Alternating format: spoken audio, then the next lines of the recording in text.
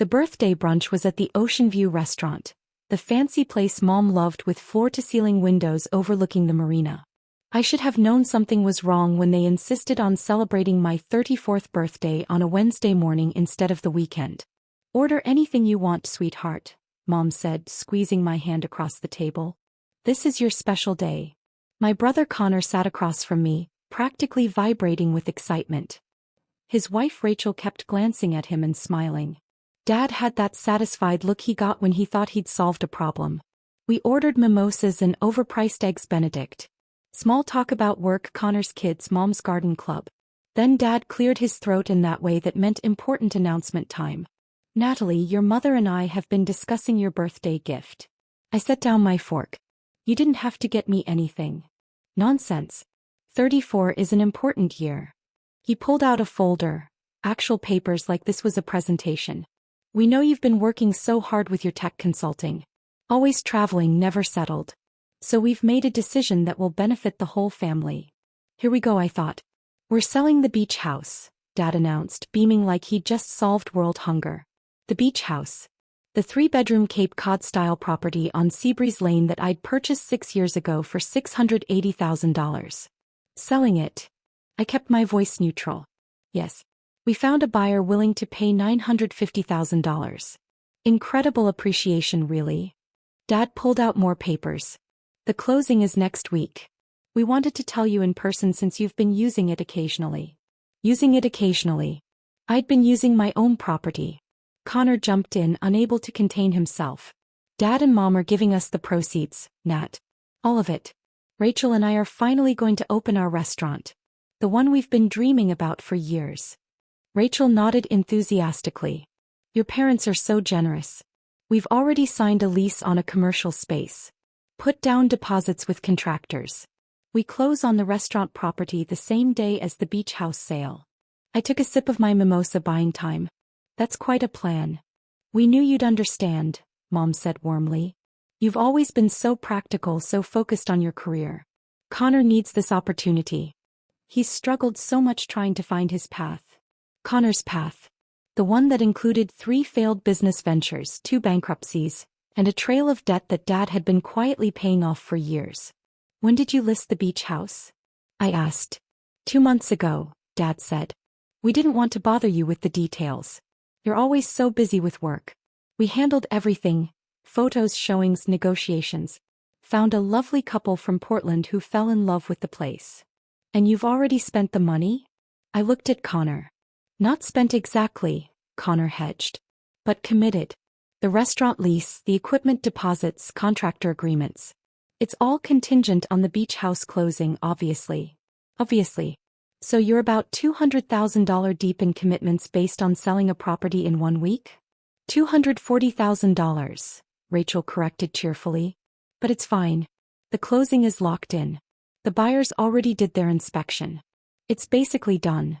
I pulled out my phone and opened an app, my property management system that tracked all 15 properties in my portfolio. "Dad, who did you use as the listing agent?"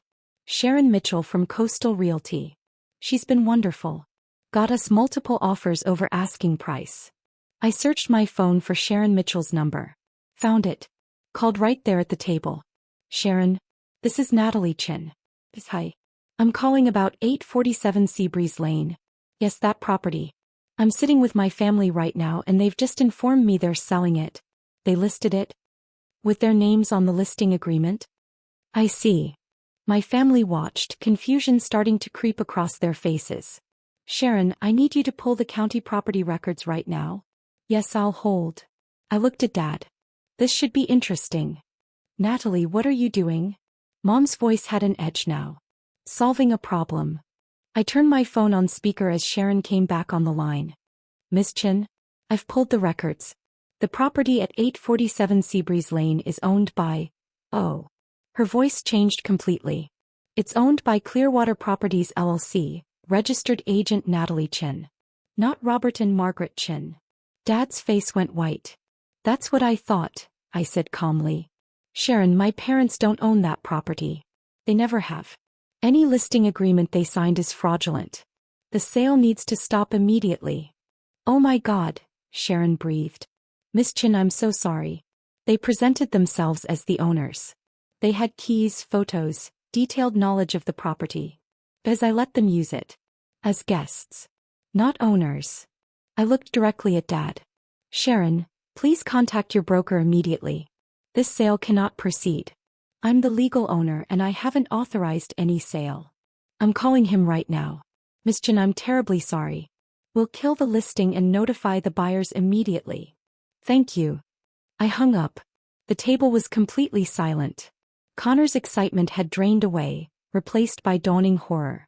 Rachel looked like she might cry. Mom gripped her napkin so hard her knuckles were white. You own the beach house?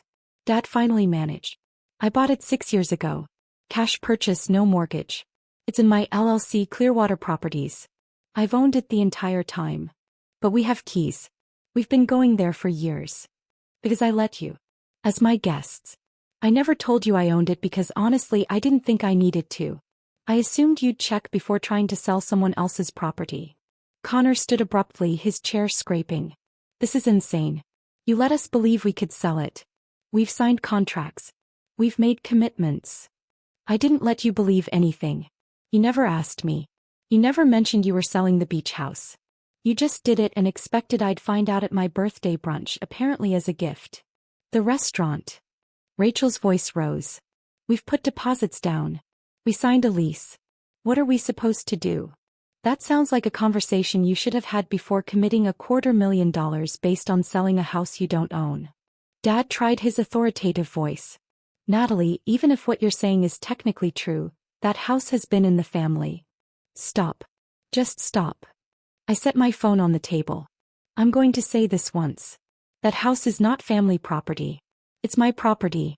I bought it. I pay the taxes. I pay the insurance. I pay the maintenance. I own it. Not you. Not the family. Me. But we've used it. Mom protested. Every summer, family vacations, Connor's kids' birthdays. With my permission. Which I can revoke at any time. Which I'm doing now, actually. Connor's face went red. You're banning us from the beach house? On your birthday? What kind of person does that? The kind of person whose family just tried to sell her property without permission to fund yet another of your failed business ventures. That's not fair. You've had 3 businesses fail, Connor. 3. Dad bailed you out every time. How much has he spent covering your mistakes? 50,000? 75. The silence confirmed I was in the right ballpark. This restaurant was going to be different, Connor said quietly. This was my chance to finally succeed at something. Then find a way to succeed that doesn't involve stealing my assets. My phone buzzed. A text from Sharon Mitchell. Broker notified. Listing killed. Buyer's agent informed. I'm so sorry this happened. We'll investigate how this passed our verification process. Another buzz. This one from my bank's fraud alert system. Suspicious activity detected on property 847 Seabreeze Lane. Transaction flagged and frozen pending owner verification. I showed the text to Dad. My property management system has fraud protection. The moment Sharon tried to process paperwork for a sale, it triggered alerts. The bank froze everything automatically. We didn't know it was fraud, Dad said weakly. We thought it was family property. You thought wrong. And now Connor is $240,000 deep in commitments he can't meet. Rachel was crying now, quiet tears running down her face. We're going to lose everything. The deposits, the lease, everything. Part of me, a small part, felt bad. But the larger part, the part that had worked 12-hour days to build my consulting business, the part that had carefully invested in real estate to build wealth, that part was furious. You made commitments based on assets you didn't verify you had. That's not my problem to solve. So you'll just let us lose everything? Connor's voice cracked. Your own brother? You were willing to take everything from me without asking. Why should I be more generous than you were? I left the birthday brunch without eating. Let them sit with the check and the consequences. My phone rang within the hour. A number I didn't recognize. Ms. Chin? This is Detective Ramirez with the fraud unit. Your bank flagged a potential property fraud case involving 847 Seabreeze Lane. Can you confirm you did not authorize the sale of this property? That's correct. My parents attempted to sell it without my knowledge or permission. Were they aware they didn't own the property? I thought about Dad's face when Sharon confirmed the deed was in my name. I believe they assumed it was family property. They were wrong. Would you like to press charges? I hesitated. Criminal charges against my own parents? Not at this time. But I want the record to show this was attempted without my authorization. Understood. We'll close the investigation as no charges filed, but the incident will be documented. If it happens again. It won't. After I hung up, I sat in my car in the restaurant parking lot and opened my property management app. 15 properties, 7 states, $4.2 million in total value. The beach house was just one piece of an empire I'd built quietly over 10 years.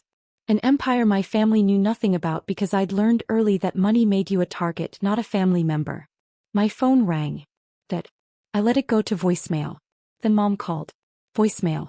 Connor sent a text. You're really going to let me lose everything? After everything our family has done for you? I stared at that text for a long time.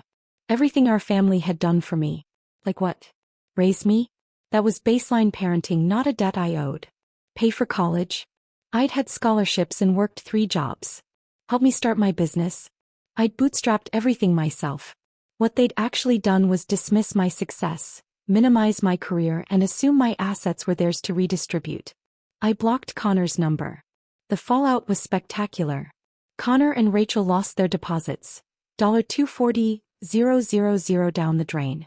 The restaurant lease fell through. The equipment vendors kept the down payments. Connor's dream restaurant died before it opened. Dad called it a family tragedy. Mom cried to relatives about how I'd destroyed Connor's future. Extended family members I barely knew sent me messages about family loyalty and helping each other. None of them asked why Connor had tried to sell my property. None of them questioned why my parents had forged listing documents. None of them seemed to care that I'd been the victim of attempted fraud. I blocked most of them. My attorney, Jessica Park, called 3 days after the birthday brunch. Your father's attorney contacted me. They want to negotiate. Negotiate what? They're claiming you gave them verbal permission to sell the beach house. They want you to complete the sale and give Connor the proceeds as a family loan. I actually laughed. No. I told them that would be your answer. But Natalie, they're threatening to sue. Claiming you made promises, led them on, caused financial damages. Let them sue. I have every email, every text, every document. At no point did I authorize anything. They'll lose. I know. The lawsuit was filed 2 weeks later. Robert and Margaret Chin versus Natalie Chin, alleging verbal contract breach and promissory estoppel. Connor was listed as a third-party beneficiary seeking damages. My attorney filed a motion to dismiss within days. The case was so weak it never made it past summary judgment. The judge took one look at the property records, saw my name as sole owner, and threw it out. This court finds no evidence of verbal contract, written agreement, or any authorization for the sale of Ms. Chen's property, the judge stated. The plaintiff's claim is without merit. Case dismissed with prejudice. Dad and Mom were ordered to pay my legal fees, $15,000. Connor stood outside the courthouse afterward, looking broken. Are you happy now? You've destroyed everything. I didn't destroy anything, Connor. You did. You committed $240,000 based on selling something you didn't own. That was your choice. We're family. Family doesn't commit fraud against each other. I wasn't committing fraud. I thought Dad owned the beach house. Did you ask? Did you verify? Did you look at the deed, check the ownership, do any due diligence before risking $250,000? I stepped closer. You didn't because you've never had to be responsible. Dad's always cleaned up your messes. Well, I'm not Dad. Rachel appeared, pulling Connor toward their car. She looked at me with pure hatred. I hope you're proud of yourself. I'm proud I built something worth protecting, I said. And I'm proud I didn't let you steal it. 6 months later, I sold the beach house. Not because my family pushed me, but because the market was strong and I found a better investment opportunity in Colorado. The house sold for $1.1 million. Every penny went into my business account. I bought 2 rental properties in Denver with the proceeds. Dad sent one email after he heard about the sale. You sold it and didn't even offer us a share. That tells us everything we need to know about you. I didn't respond. Mom tried a softer approach. I miss my daughter. Can we please talk? I replied, when you can acknowledge what you did was wrong, we can talk. Not before. 3 dots appeared, then disappeared. No response came. Connor filed for bankruptcy. His second one. Rachel divorced him 6 months later. Dad and Mom downsized to a condo. Their retirement stretched thin from legal fees and bailing Connor out again. My business thrived. My property portfolio grew to 22 units across 9 states. I dated someone who understood that boundaries weren't cruelty, they were self-respect. A year after the birthday brunch, I received a letter. Handwritten. From Dad. Natalie, I've spent a year trying to understand how we got here. Your mother and I genuinely believed the beach house was family property. Not legally, I understand now that we were wrong about that, but morally. We thought because we'd used it for family gatherings, because we'd made memories there, that it belonged to all of us in some way. We were wrong. I see that now. The house was always yours. The choice to share it was always yours. And we betrayed your generosity by trying to take something you'd never offered to give. Connor has learned hard lessons this year. So have I. I'm sorry we tried to sell your property. I'm sorry we sued you. I'm sorry we put our wants above your rights. I don't expect forgiveness. I just wanted you to know I understand now. You weren't cruel. You were protecting what you'd built. I should have been proud of that instead of trying to take it from you. That. I read the letter 3 times. It wasn't a full apology. It didn't undo the hurt. But it was something. I didn't respond immediately. But I didn't throw it away either. 2 months later, I sent a text to Mom. Coffee? Her response was immediate. Yes. Please. Saturday. 10 a.m. Downtown. We met at a neutral coffee shop. Mom looked older, smaller. She hugged me tight and didn't let go for a long moment. I've missed you, she whispered. I've missed you too. We sat with our coffees, the silence awkward at first. I read Dad's letter, I said. He meant every word. We both did. She wrapped her hands around her cup. Natalie, we were wrong. About the beach house, about Connor's restaurant, about all of it. We treated your success like it was community property, and that was unfair. It was more than unfair, Mom. It was fraud. She flinched but nodded. Yes, it was.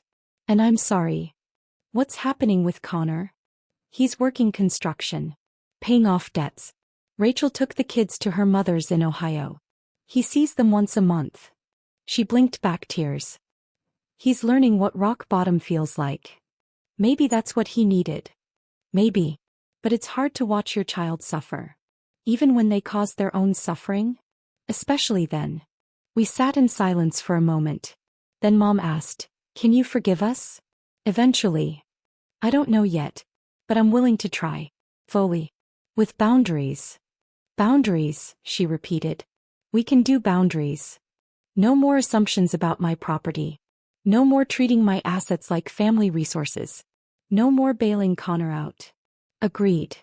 And if I share something with you, my home, my resources, my time, it's a gift, not an entitlement. Understood. She reached across the table, her hand hovering near mine. I love you, Natalie. I'm proud of what you've built. I should have said that years ago. I let her take my hand. I love you too, Mom. It wasn't forgiveness. Not yet. But it was a start. My property empire continued to grow. 25 properties. 30. I built it all with clear boundaries and careful documentation. Everything in writing. Everything protected. Connor eventually sent a text. I get it now. What you were protecting. I'm sorry I tried to take it. I responded, thank you. That was enough. For now. The beach house was gone, but the lesson remained. My success was mine to build, mine to protect, mine to share, or not share, on my terms. And anyone who couldn't respect that didn't belong in my empire. Or my life.